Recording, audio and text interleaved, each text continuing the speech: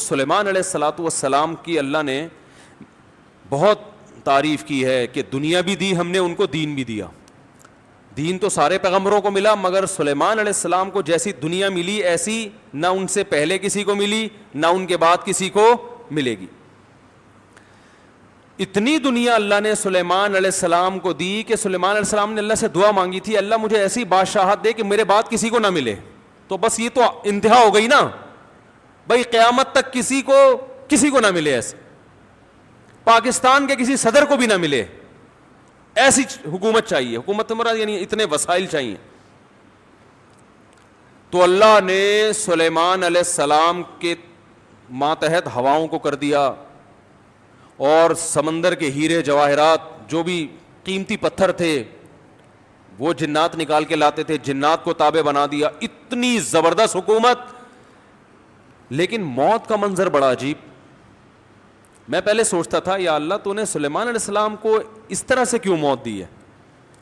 لاٹھی ہاتھ میں اپنی شاہی کرسی پہ بیٹھے ہوئے اور جنات کے ذریعے تعمیرات کروا رہے ہیں عمارتوں کی، اور جنات بہت ٹینشن میں، کیونکہ جن کسی کے قابو، یہ جو عامل کہتے ہیں نا جن ہمارے قابو میں، اصل میں یہ جنات کے قابو میں ہوتے ہیں. جنات ان کا کان مڑ ہوتے ہیں، اب یہ منتر پڑھ، چل اب یہ کر. جن ان کے قابو میں نہیں ہوتے. وہ تو سلیمان علیہ السلام کا معجزہ تھا کہ جنات کو قابو میں لے لیا انہوں نے.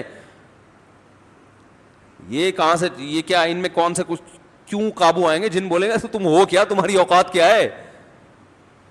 جنات کوئی چھوٹی موٹی مخلوق تھوڑی ہے، عمریں لمبی ہوتی ہیں جنات کی. ایک آدمی گیا فلیٹ میں، کسی نے بتایا یہ خالی فلیٹ ہے، اس میں جنات بھوت ہیں، نہیں جا. اس نے کہا کوئی جن ون نہیں ہوتا. وہ خالی پڑا ہوا تھا بہت عرصے سے. وہ کہتے ہیں نا خالی عمارتوں میں جن بھوت آ جاتے ہیں. تو بہت عرصے سے خالی پڑا ہوا تھا، ان کو فنٹر بننے کا شوق تھا. لوگوں نے کہا بھائی نہیں جا اس میں بھوت ہیں. اس نے کہا کوئی بھوت نہیں ہوتا. گیا دروازہ نوک کیا، آواز آئی کون؟ کہنے لگا میں فلاں صاحب ہوں، آپ یہاں رہ رہے ہیں، میں نے سنا یہاں جنات ہیں، دروازہ کھولیے. اس نے دروازہ کھولا، عجیب سی گول گول آنکھیں. کہا بھائی میں نے سنا یہاں جنات ونات ہیں. کہہ رہے ہیں ایسی بکواس ہے، میں تو 500 سال سے لے رہا ہوں، مجھے تو آج تک کوئی نظر نہیں آیا.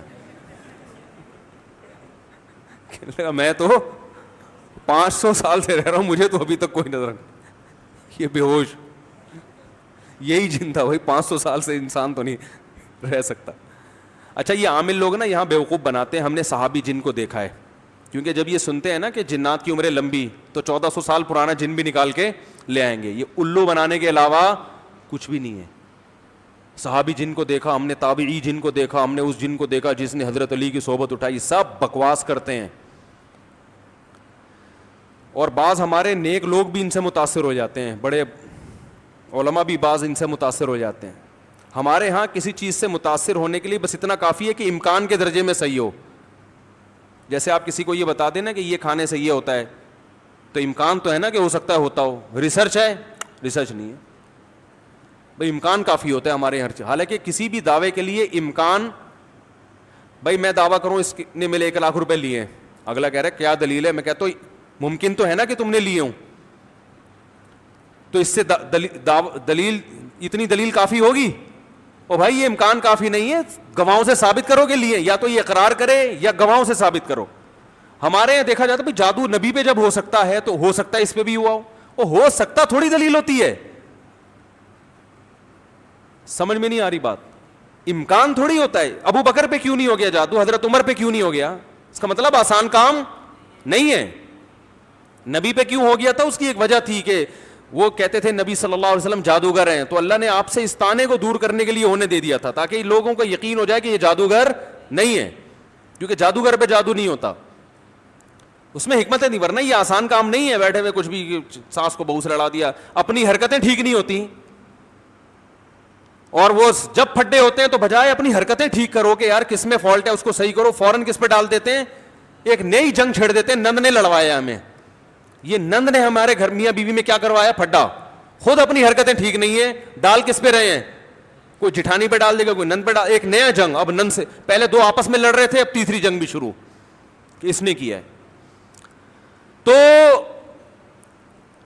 سلیمان علیہ الصلوۃ والسلام بیٹھے ہیں, اللہ نے دیکھو اتنی طاقت اور قوت دی کہ جنات کو آپ کے تابع بنا دیا. قرآن کہہ رہا ہے جنات سخت ٹینشن میں محنت مزدوری کا کام کر رہے ہیں اور عمارتیں بنا رہے ہیں. یہ جو احرام مصر ہے عین ممکن ہے حضرت سلیمان علیہ السلام کی تعمیرات ہوں. اتنی ٹینشن میں جنات, اور ادھر سلیمان علیہ السلام ایسے عصا ہاتھ میں لے کے بیٹھے ہوئے ہیں. اور قرآن کہتا ہے فلما قضینا علیہ الموت, ہم نے موت کا فیصلہ کر دیا. کیسے عجیب انداز ہے. ارے بھائی یہ تو بادشاہ پہلے بیمار ہوتے, اپنا جانشین کسی کو بنا کے جاتے, اور ان کی تو صحت بھی ایسی کہ حدیث صحیح بخاری میں 100 بیویاں ہیں. بھائی کمزور آدمی تو تصور صحیح کیا ہو جائے گا, ڈپریشن میں چلا جائے گا. کیا خیال؟ تو کیا خاندانی صحت ہوگی. پیغمبروں کو تو اللہ نے ویسے ہی بہت قوت دی ہوتی ہے, قابل رش صحت ہوتی ہے پیغمبروں کی. جنگ میں کمانڈر رہے ہیں, لڑائیاں لڑی ہیں جنگوں میں, اتنی زبردست صحت. اور بھائی آپ کی موت سے پہلے تو اللہ آپ کو بیمار کرتا, پھر علاج ہوتا, پھر طویل عرصہ, پھر بھائی نہیں بس اللہ نے موت دینی تھی تو دے دی, ایسے ہوتا نا. نا نا نا نا. اور پھر اتنی جائیدادیں, اتنا سب کچھ, تو پہلے اس کا سارا کیا کر لیتے, بانٹ بوٹ لیتے, جانشین بنا لیتے, میرے بعد یہ میرا خلیفہ ہے, یہ فلانا ہے, ڈمکانا ہے. ہو سکتا ہے سب کو یقیناً کیا ہوگا پہلے سے آپ نے, لیکن ہمارے ہاں یہ سارے کام کیے جاتے ہیں جب موت کے آثار ظاہر ہونا شروع ہو جائیں.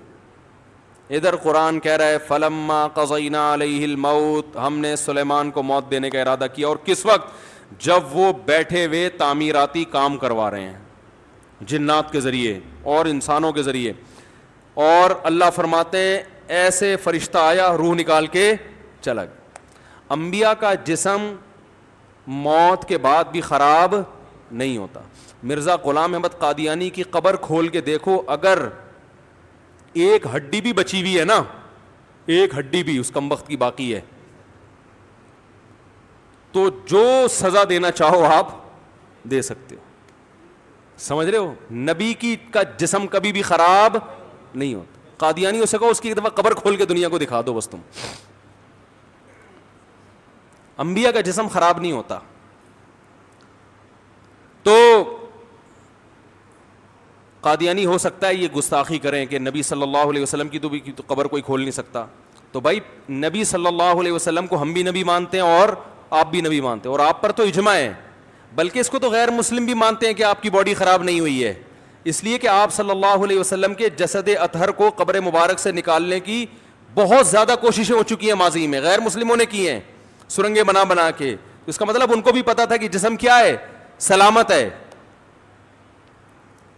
تو انبیاء کا جسم کبھی بھی خراب نہیں ہوتا. تو قرآن کہہ رہا ہے ادھر ٹیک لگا کے بیٹھے ہوئے ہیں سلیمان علیہ السلام, جسم سے روح نکلی ہے, اور پتہ نہیں کتنے دنوں تک اسی طرح ایسے ہی رہے ہیں. وہ چونکہ اس طرح سے ٹیک لگی ہوئی تھی کہ گرے نہیں ہیں. اب دیمک نے کھانا شروع کیا سلیمان علیہ السلام کی لاٹھی کو. ما دلہم علی موتہ الا دابۃ الارض تأکل من سأتہا. اللہ فرماتے ہیں زمین پر رینگنے والے کیڑے نے جب لاٹھی کو کھانا شروع کیا ہے, تو کتنے دن لگتے ہیں کیڑے کو لاٹھی کو کھانے میں, تو جب لاٹھی کو اتنا کھا لیا کہ بیلنس آؤٹ ہو گیا تو سلیمان علیہ الصلوۃ والسلام زمین پر گر پڑے. پھر جنات کو پتا چلا کہ بھائی ان کا تو بہت دن پہلے انتقال ہو چکا ہے. اللہ فرماتے ہیں کہ اگر جنات کو پہلے سے پتا ہو جاتا کہ ان کی موت واقع ہو چکی ہے, ما لبثوا فی العذاب المہین, تو اتنی سخت ٹینشن میں جو انہوں نے دن گزارے اس ٹینشن میں وہ دن نہیں گزارتے. جیسے ہی جنات کو پتا چلا کہ ان کا انتقال ہو گیا, جو جس نے جہاں اینٹ لگائی تھی نا وہیں چھوڑ کے بھاگ گیا. ان کو پتا تھا قیامت تک کوئی عامل کا باپ بھی مجھے قابو نہیں کر سکتا. جو کنسٹرکشن کا کام جہاں تک تھا نا وہیں سے جنات نکل لیے. ورنہ سلیمان علیہ السلام 2-4 عاملوں کے ذمے لگا کے چلے جاتے, بھائی میں کسی بھی وقت دنیا سے جا چکا ہوں, جا سکتا ہوں, تو ان کو ذرا پکڑ کے واپس لانا, جو 2-4 اینٹیں رہ گئی وہ تو لگا دیں ہیں بھائی. یہ قرآن کے الفاظ بیان کر رہا ہوں. ما لبثوا فی العذاب المہین. اللہ فرماتے ہیں کہ جنات کو پہلے سے پتا ہوتا نا کئی دن پہلے ان کا انتقال ہو چکا ہے تو یہ اتنی سخت ٹینشن میں نہ ہوتے. وہ تو یہی دیکھ رہے ہیں یہ ہماری نگرانی کر رہے ہیں ایسے, کیونکہ چہرہ بھی بالکل اسی طرح, چہرے پہ رونق اسی طرح جیسے زندگی کے آثار ہوتے ہیں, بالکل وہی کنڈیشن.